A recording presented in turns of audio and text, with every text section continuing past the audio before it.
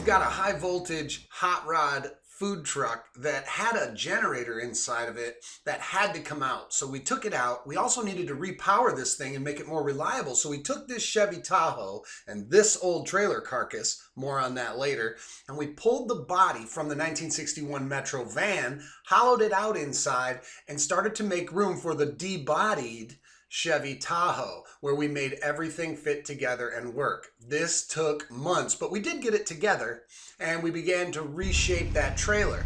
Here's a little sneak peek of it out on the road.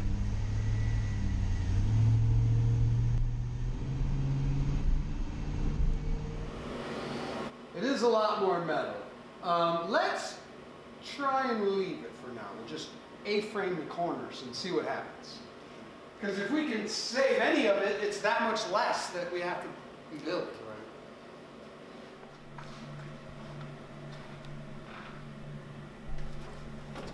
Yeah, that's our good buddy Tracy, and I could not have done this without him and his shop and his skills. And we did get that chassis out, we got the Tahoe underneath it, and I drove it home. Then we had the electrician come and rewire the entire thing.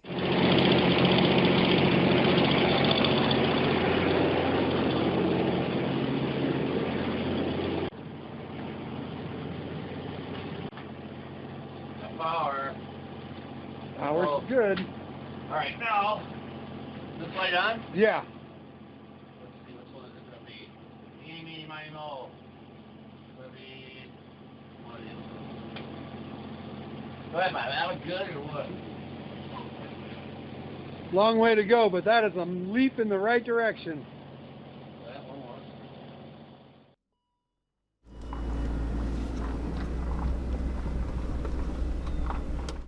We first took this trailer carcass and I pulled all the panels off it, and I, much like Martin Luther King, I had a dream, but mine was drawn out in chalk on the concrete floor.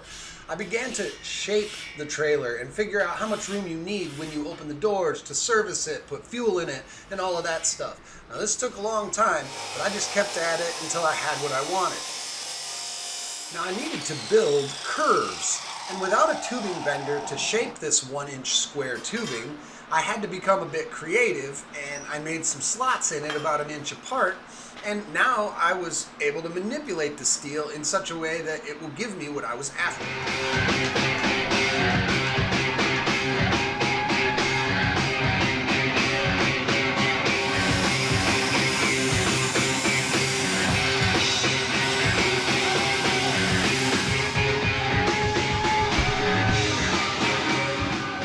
Supply and return will go under, the exhaust will go under and out the back.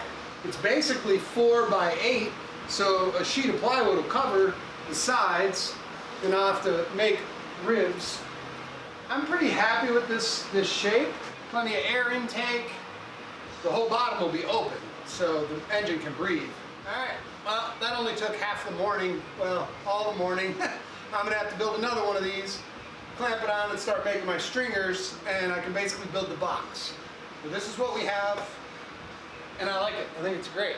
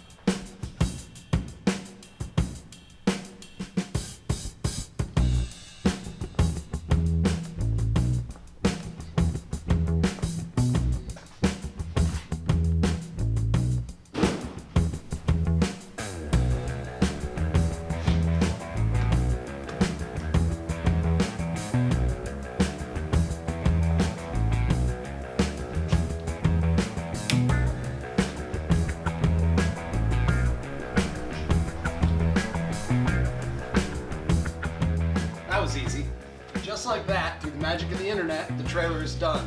All we need to do is spin it around, finish the hitch on the truck, plug it in, and this is now the portable power supply for this. Basically, it's a food truck. It's an ice cream truck, but it's a food truck. So once it's connected, it'll have more than enough juice to power whatever's inside of it. Speaking of inside of it, let's take a look.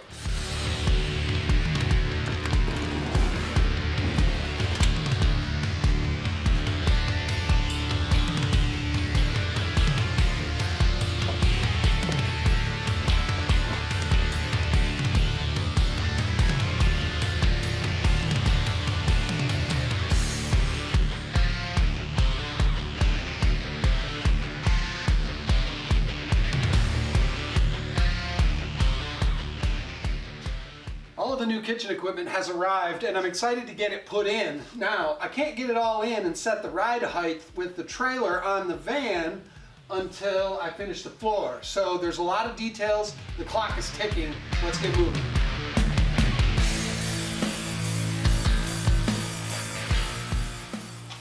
I'm doing a test fit of the equipment so that I can put it in, and the anchor points which will hold the equipment in place, I have to prefab those.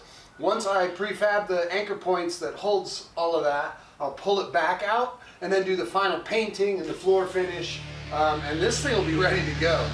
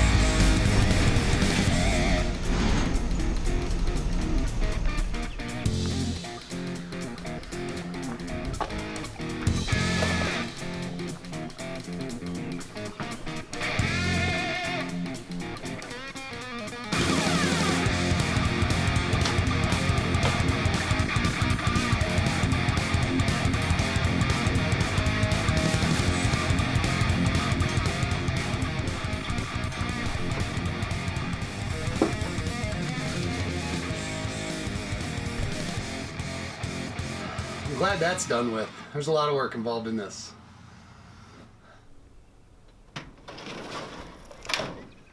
So here we are at the end of another amazing build, and I say amazing not because, well, I did it, but because it's an amazing transformation. What this thing was when it came here versus what it is now, it's a usable commercial food truck, and I'm proud of it, especially for really doing it, basically at home in a garage. That's really how we did this. It's V8, it's all-wheel drive, it's ready to go, it's hooked up to the trailer, and it is on its way back to Pennsylvania tomorrow. So I'm excited about it, but that's it. Another build completed.